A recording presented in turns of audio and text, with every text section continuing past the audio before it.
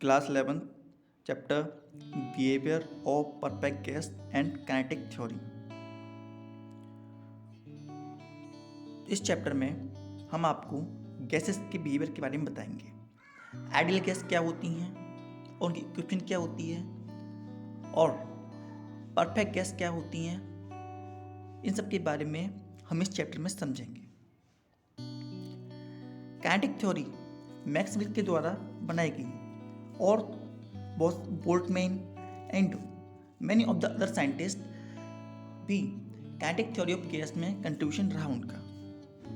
ये थ्योरी हमें बताती है बिहेवियर ऑफ गैस कैसा होता है जब लार्ज नंबर ऑफ एटम और molecule of gases random motion में होते हैं।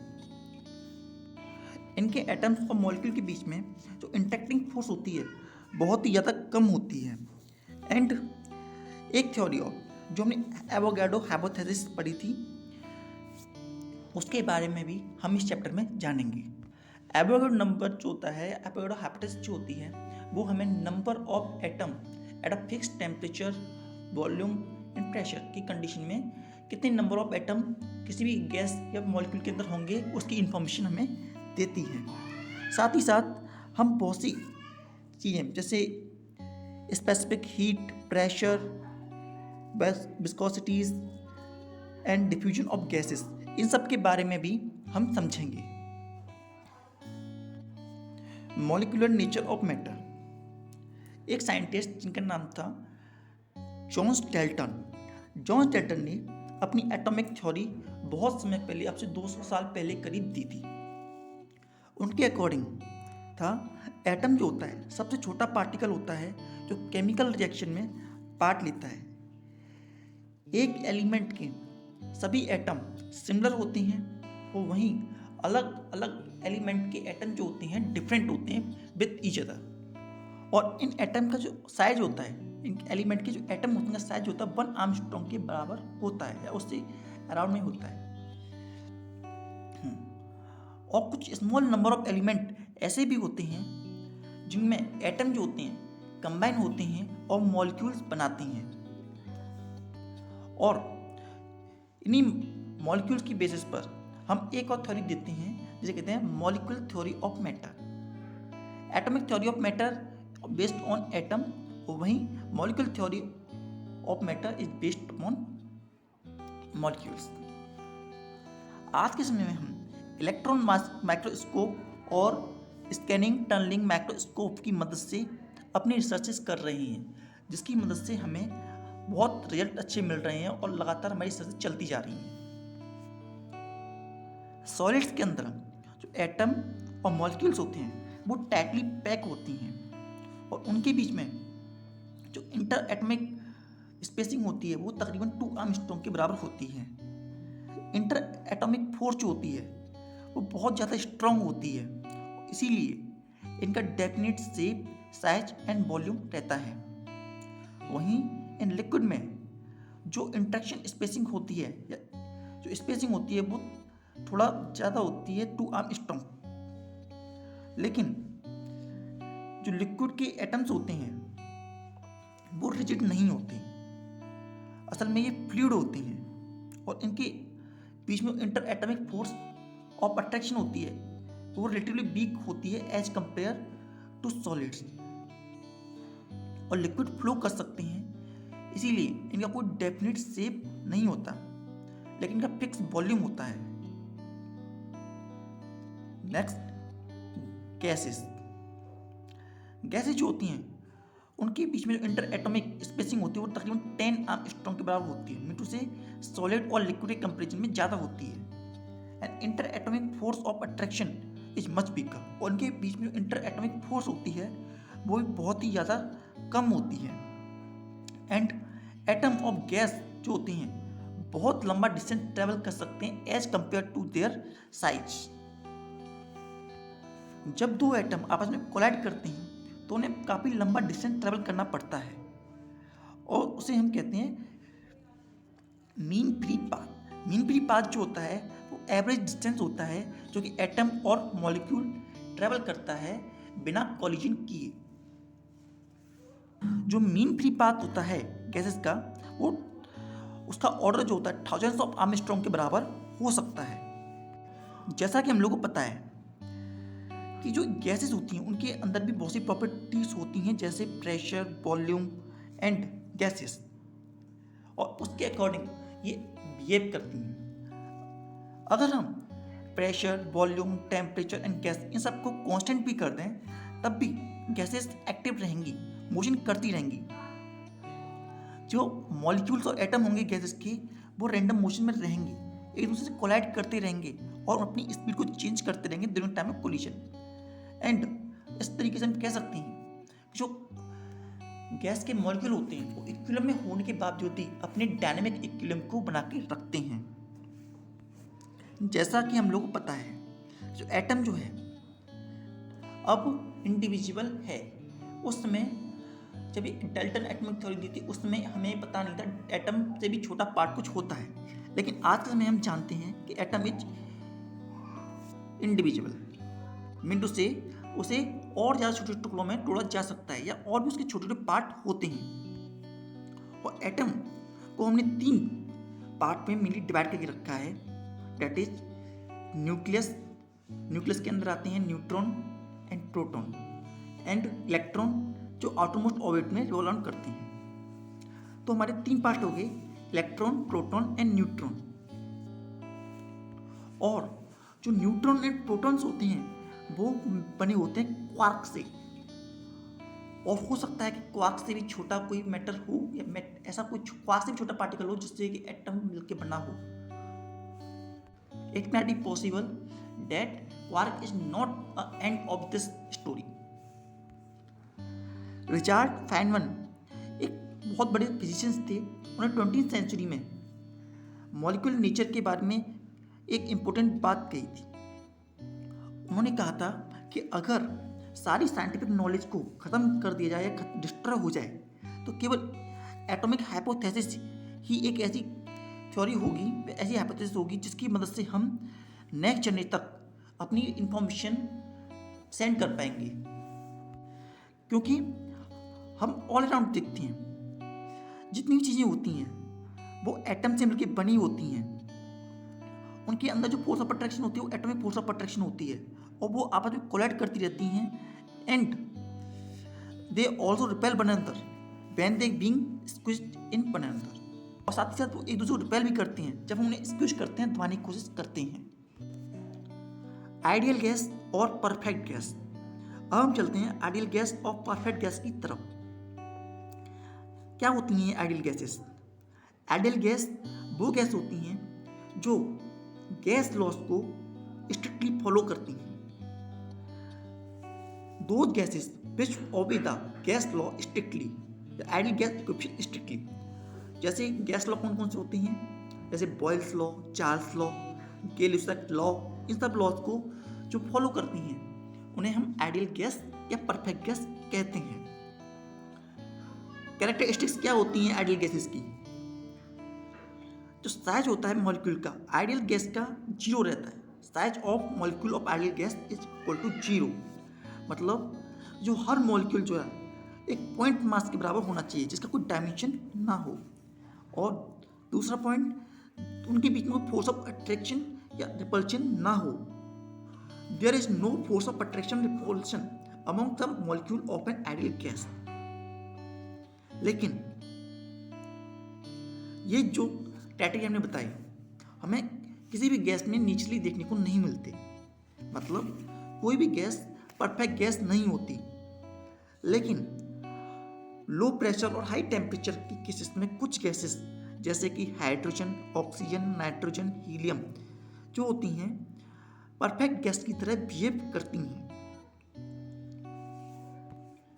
Behaviour of gases. गैसेस का बिहेवियर कैसा होता है? सॉलिड और लिक्विड कंपैरिजन में हम गैसेस के बिहेवियर को ज़्यादा अच्छे से समझ सकते हैं, ज़्यादा अच्छे से गैसेस की प्रॉपर्टी को समझा जा सकता है। इसका कारण है जो गैसेस के मॉलिक्यूल होते हैं वो एक दूसरे से ज़्यादा डिस्टेंस पर रहते हैं एंड इनके बीच में म्यूचुअल इंटरेक्शन भी बहुत ज़्यादा कम होता है। आमतौर पे ये एक दूसरे के पास तभी आते हैं जब ये एक दूसरे से कोलाइड करते हैं for a very short period of time. जब लो प्रेशर और हाई टेम्परेचर होता है तो ऐसी कंडीशन में जो गैसेस होती हैं, जो आइडियल गैस इक्वेशन होती है, वो होती है मेरी PV इक्वल टू nRT। यहाँ पर P हमें प्रेशर दिखाता है, V हमें वॉल्यूम दिखाता है, T हमें टेम्परेचर दिखाता है, और R जो है वो गैस कांस्टेंट है, और N is number of moles of gas. और जब हम रियल गैस को, जो गैस कांस्टेंट होता है R को, डिवाइड करते हैं एवोगैड्रो नंबर से, तो हमें अनदर कांस्टेंट मिलता है, जिसे बोलते हैं हम बोल्ट्जमैन कांस्टेंट, और इसकी वैल्यू होती है 1.38 इंटू 10⁻⁻23 जूल पर केल्विन। तो अब हम अगर रियल गैस कांस्टेंट की जगह अगर ये वैल्यू रखते हैं तो हमारा फॉर्मूला बनता है PV इक्वल टू NkBT, और बोल्ट्जमैन कांस्टेंट की वैल्यू बन जाती है PV अपॉन NT बराबर KB। तो फॉर एनी टू गैसेस, जो कोई भी दो गैसेस होती हैं, उसके लिए PV अपॉन NT जो होगा वो कांस्टेंट होगा। मीन टू से अगर दो गैसेस लेते हैं जिसमें पहली गैस का pressure, volume, number of Avogadro number and temperature सब कुछ सेम है एज द सेकंड गैस, तो ऐसी कंडीशन में equal volume of all gas under identity condition of pressure and temperature would contain same number of molecule। ऐसी condition में जब pressure, volume, temperature सबके सब सेम है, तो number of atom in a molecule और in a element remain to be same. चाहे molecule हो चाहे एटम हो, वो सेम रहेगा। और यही हमारी एवोगैड्रो हाइपोथेसिस थी। एवोगैड्रो ने स्टेबलाइज किया था कि 22.4 litre of gas as normal temperature and pressure contain the same number of molecule, जो एवोगैड्रो नंबर के बराबर एलिमेंट गैस में एटम होते हैं। और एवोगैड्रो नंबर होता है 6.02 इंटू 10⁻23। इसे ही हम एवोगैड्रो नंबर कहते हैं और इसे डिनोट करते हैं Na से। मास कितना होता है 22.4 लीटर ऑफ गैस का एट नॉर्मल NTP। तो जो मास होता है ये किसी भी गैस का, वो इक्वल होता है मॉलिक्यूलर वेट इन ग्राम। किसी भी गैस का मॉलिक्यूलर वेट इन ग्राम में, उसे ही हम मास ऑफ सब्सटेंस कहते हैं। And this amount of substance is called mole, और इसी को हम मोल कहते हैं। जैसे एग्जांपल लेते हैं हम कि 22.4 litre of oxygen normal NTP पर उसका जो मास होता है वो 32 ग्राम होता है, और 32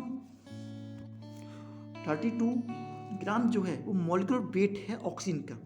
इससे हम कह सकते हैं कि 22 लीटर ऑफ ऑक्सीजन जो होती है 32 ग्राम की होती है, और 32 ग्राम ऑफ ऑक्सीजन में 6.02 इंटू 10⁻23 मॉलिक्यूल ऑफ ऑक्सीजन पाए जाते हैं। एवोगैड्रो ने हमें बहुत सी बातें जानने को हेल्प किया। उनमें से कुछ इंपॉर्टेंट पॉइंट हैं। It calculate the actual weight of an atom of an element. इसकी मदद से, एवोगैड्रो नंबर की मदद से हम एक्चुअल वेट पता कर सकते हैं किसी एटम का। इसकी मदद से हम पता कर सकते हैं actual weight of an molecule of an substance. किसी भी मॉलिक्यूल जो है उसके एक्चुअल वेट को पता किया जा सकता है। जैसे एक्चुअल वेट ऑफ सब्सटेंस का फॉर्मूला होता है atomic weight in gram and Avogadro number. इसलिए इसी तरीके से actual weight of one molecule, actual weight of one molecule पता किया जा सकता है molecular weight upon Avogadro number. इसी के साथ हम कैलकुलेट कर सकते हैं number of atom in a giving amount of electron. एक गिविंग अमाउंट ऑफ एलिमेंट में कितने एटम प्रेजेंट हैं। जैसे इसका फॉर्मूला रहता है number of atom in m gram of element equal to Avogadro number upon atomic weight into mass of the substance. To calculate the number of molecule in a giving number of substance,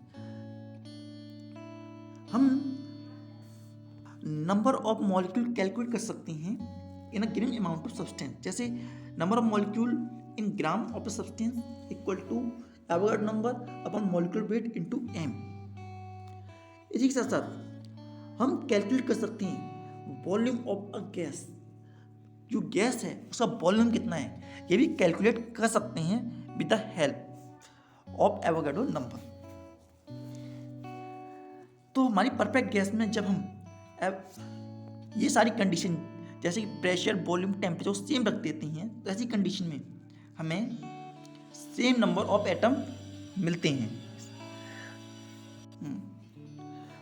perfect gas description, perfect gas description जो हमने भी पढ़ा था या ideal gas description जो पढ़ा था वो होती है PV इक्वल टू NRT, और R जो हमने पढ़ा था, R जो होता है बराबर होता है Na into KB, meet is product of Boltzmann constant and Avogadro number के बराबर हमारा R जो कि गैस कांस्टेंट होता है उसकी वैल्यू बनती है। अब हम देखते हैं न्यूमेरिकल वैल्यू क्या होती है गैस कांस्टेंट की R की।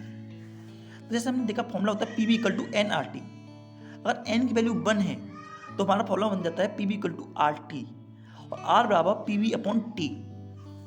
जैसा कि हमको पता है कहता NTP नॉर्मल टेम्परेचर प्रेशर पर जो वॉल्यूम ऑफ गैसेस होते हैं वो होता है 22.4 लीटर। ऐसे मीटर क्यूब में लेंगे तो 22.4 इंटू 10⁻³ मीटर क्यूब। जो प्रेशर होता है एटॉमिक प्रेशर जो होता है वो बराबर होता है 0.76 इंटू 30.6 इंटू 10⁻³ इंटू 9.8 न्यूटन पर मीटर स्क्वायर के बराबर होता है।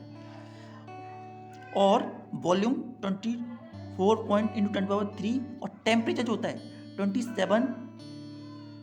273.15 केल्विन टेम्परेचर होता है। और वैल्यू रखने पर और सॉल्व करने पर जो हमें रियल गैस कांस्टेंट की वैल्यू मिलती है वो होती है 8.31 जूल पर मोल पर केल्विन। जब हम इस कैलोरी में डिपेंड करते हैं, कैलोरी में लेते हैं तो आर की वैल्यू में मिलती है 8.3142 कैलोरी पर मोल पर केल्विन। तो 1.98 कैलोरी पर मोल पर केल्विन के बराबर हमारी वैल्यू आ जाती है। जैसा कि हम लोग पता है गैस कांस्टेंट जो होता है मॉलिक्यूल वेट पे डिपेंड करता है, और मॉलिक्यूल वेट जो होता है अलग अलग गैसेस का अलग अलग होता है।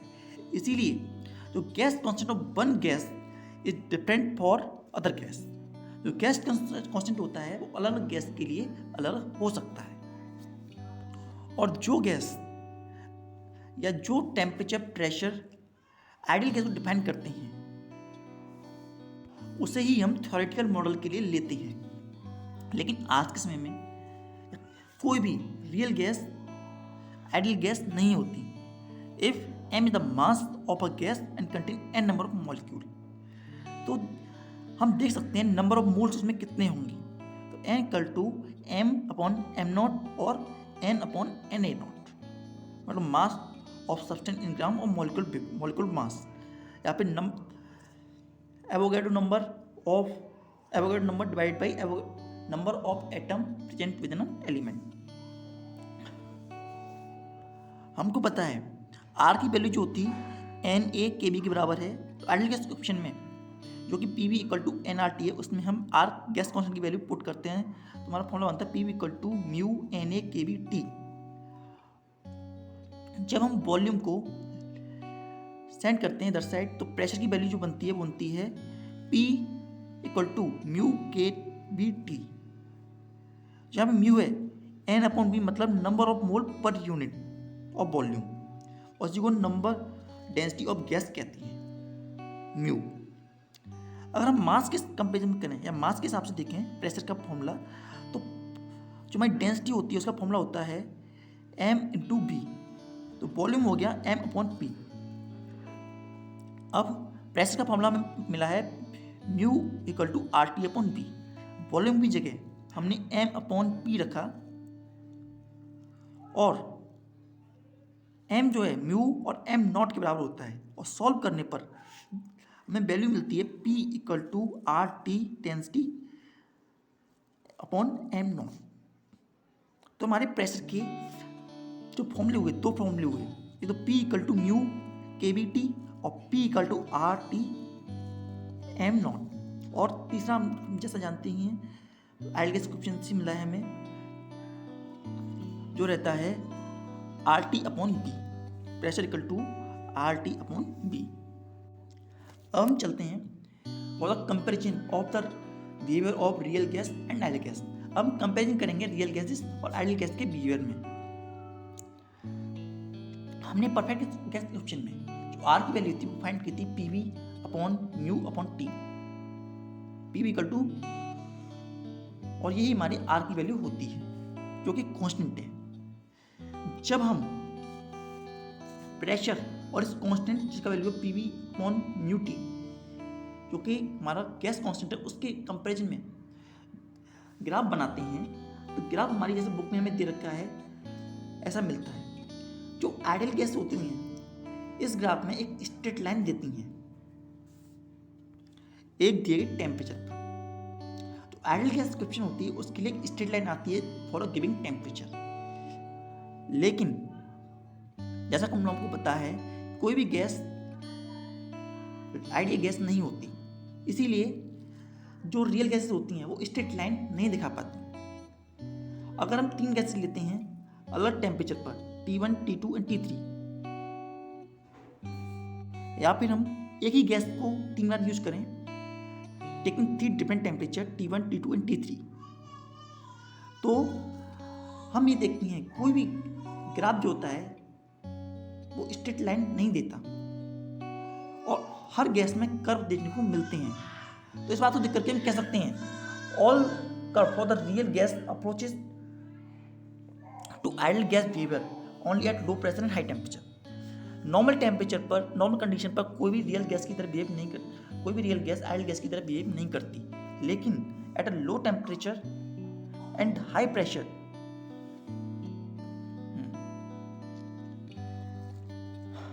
Eight a low pressure and high temperature जितनी भी गैसेस होती हैं उनका बिहेवियर आइडियल गैस की तरफ बढ़ता चला जाता है।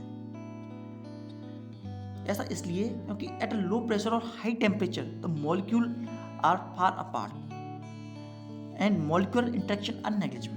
क्योंकि लो प्रेशर और हाई टेम्परेचर पर जो मॉलिक्यूल्स होते हैं वो एक दूसरे से काफ़ी अच्छे डिस्टेंस पे आ जाते हैं और मॉलिक्यूलर इंटरेक्शन होता है वो भी इनके अंदर कम देखने को मिलता है। And if there were no interaction, a real gas would behave like ideal gas. और अगर कोई इंट्रैक्शन नहीं होगा तो एक रियल गैस जो है आइडियल गैस की तरह बिहेव करना स्टार्ट कर देगी। सेकेंड ग्राफ हम देखते हैं प्रेशर एंड वॉल्यूम के बीच में। तुम्हारा फॉर्मूला होता है PV इक्वल टू कॉन्स्टेंट, मतलब कि अगर हम टेम्परेचर कांस्टेंट कर दें तो प्रेशर जो होता है वो इन्वर्सली प्रोपोर्शनल होता है वॉल्यूम के, जब वॉल्यूम इन्वर्सली प्रोपोर्शनल होता है प्रेशर के। तो हम कह सकते हैं when temperature of a given mass of a gas keep constant then pressure vary inversely as the volume of the gas, और इसी को हम बॉयल्स लॉ भी कहते हैं। हमारी बुक में हमें दिखा रखा है कि किस तरीके से चेंजेस आते हैं एट 3 डिफरेंट टेम्परेचर। हमें 3 डिफरेंट टेम्परेचर दे रखी हैं और हमें दिखा रखा है कि एक आइडियल गैस का टेम्परेचर कैसा होना चाहिए और एक रियल गैस का टेम्परेचर या एक रियल गैस ग्राफ कैसे देगा। इसमें जो सॉलिड लाइन है, सॉलिड लाइन रियल गैसेस को दिखाती हैं और डॉटेड लाइन जो है वो आइडियल गैस को दिखाती हैं। इसी तरीके से अगर हम प्रेशर को कांस्टेंट कर दें तो ऐसी कंडीशन में जो वॉल्यूम होगा वो डायरेक्टली प्रोपोर्शनल हो जाएगा टेम्परेचर के। तो when the pressure of a given mass of a gas is keep constant the volume of gas vary is directly proportional as a temperature vary, और इसे हम कहते हैं चार्ल्स लॉ। ये हमारा चार्ल्स लॉ था। चार्ल्स लॉ को हमने बीटी ग्राफ में रखा, टी मतलब टेम्परेचर और वॉल्यूम रेस्पेक्ट में हमने जब उसे ग्राफ में रखा और अगर प्रेशर पर P1, P2, P3 प्रेशर्स पर रखा तो उसमें हमारा ग्राफ तो इस तरीके का आता है जिस तरीके हमारे बुक में दिखा रखा है। इसमें जो सॉलिड लाइन्स हैं, सॉलिड लाइन इंडिकेट करती हैं रियल गैस को और डॉटेड लाइन आइडियल गैस को रिप्रेजेंट करती हैं। अगर हम मिक्सचर ऑफ गैस लेते हैं, मिक्सचर ऑफ गैस जैसे कि म्यू1 जो है मोल्स ऑफ फर्स्ट गैस, म्यू2 जो है moles of second gas whistle के अंदर कंटेन करते हैं जो कि नॉन रिएक्टिव गैसेस हैं। तो आइडियल गैस इक्वेशन में पुट करने पर हमारा फॉर्मूला बनता है PV इक्वल टू nRT, और n जो है वो बराबर होगा μ1 plus μ2 plus μ3 dash dash dash.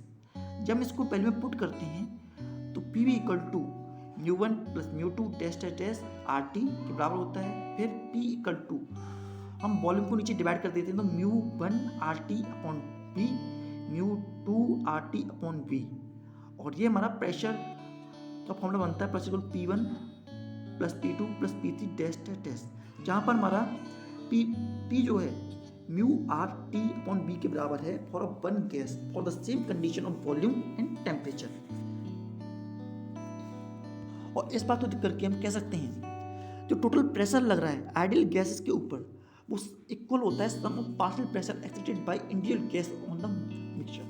मतलब जो टोटल प्रेशर होता है वो हर गैस के पार्शियल प्रेशर के सम के बराबर होता है, और यही हमारा Johns Dalton law of partial pressure था।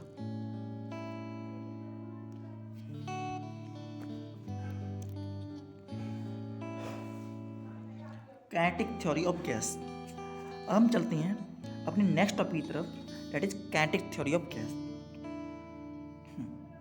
Kinetic theory of gas is based upon the assumptions which were first given by Clausius। जो काइनेटिक थ्योरी ऑफ गैसेस हैं वो बेस्ड करती हैं ऑन द assumptions, जो कि सबसे पहले दिए गए थे क्लैसियस नाम के पर्सन के द्वारा, साइंटिस्ट के द्वारा। इनके कुछ इंपॉर्टेंट पॉइंट इस तरीके से हैं, जो गैस होती हैं वो बनी होती हैं लार्ज नंबर ऑफ मॉलिक्यूल से, जो कि परफेक्टली इलास्टिक स्फीयर होती हैं। And for a given gas, जो सेम टाइप की गैस होती है उसके लिए सारी कंडीशन आइडेंटिकल होती हैं, तो वहीं जो गैसेस अलग अलग होती हैं, डिफरेंट होती हैं, उनके लिए जितनी भी कंडीशंस होती हैं वो अलग अलग रहती हैं। इसी तरीके से second, molecule of the gas are in state of instant random motion. जितने भी मॉलिक्यूल्स होते हैं वो कंटिन्यूस रैंडम मोशन में होते हैं, और वो चारों तरफ in all direction with a different speed rotate करते रहते हैं। और ये सारे जो गैस के मॉलिक्यूल जो एटम होते हैं वो न्यूटन्स लॉ को फॉलो करते हैं। जो साइज होता है गैसेस का वो बहुत ही ज़्यादा छोटा होता है as compare distance in between them. जो गैसेस के बीच का डिस्टेंस होता है वो बहुत ज़्यादा होता है as compared to size of them. If the typical size of the gas is molecule is 2 angstrom, the average distance in between them is 20 angstrom. इसी तरीके से जो volume occupied by the volume is negligible to individual volume of the gas atom. जो molecules होते हैं वो एक दूसरे फोर्स ऑफ अट्रैक्शन नहीं लगाते जब तक वो आपस में कांटेक्ट में कोलिजन के दौरान ना आए। ना फोर्स ऑफ अट्रैक्शन लगेगा ना फोर्स ऑफ रिपल्सन लगेगा। जो कोलिजन होता है in between the molecules of gases और by the pieces of container is going to perfectly elastic होता है। एंड जो momentum and kinetic energy of molecule जो होती है कंजर्व रहती है इस तरह की कोलिजन के दौरान। लेकिन इंडिविजुअल मॉलिक्यूल की जो स्पीड होती है या वेलोसिटी होती है वो चेंज हो जाती है, और there is no concentration of molecule at any point. जो मॉलिक्यूल होता है उसको किसी पॉइंट पर कंसंट्रेशन देखने को नहीं मिलता। जो मॉलिक्यूल की डेंसिटी होती है वो यूनिफॉर्मली डिस्ट्रीब्यूटेड होती है। And a molecule move along straight line between two successive collision। जो मॉलिक्यूल्स होते हैं वो मूव करते हैं स्ट्रेट लाइन में इन between two successive collision, and distance in between the two successive collision is called mean free path. और उसी दो पॉइंट के बीच का डिफरेंस होता है उसी को मीन फ्री पाथ कहते हैं। एंड कोलिजन जो होता है इंस्टेंटेनियस होता है, mean to say the time of collision in between two molecule is negligible, बहुत ही ज़्यादा कम होता है as compared to the time interval in between two successive collision.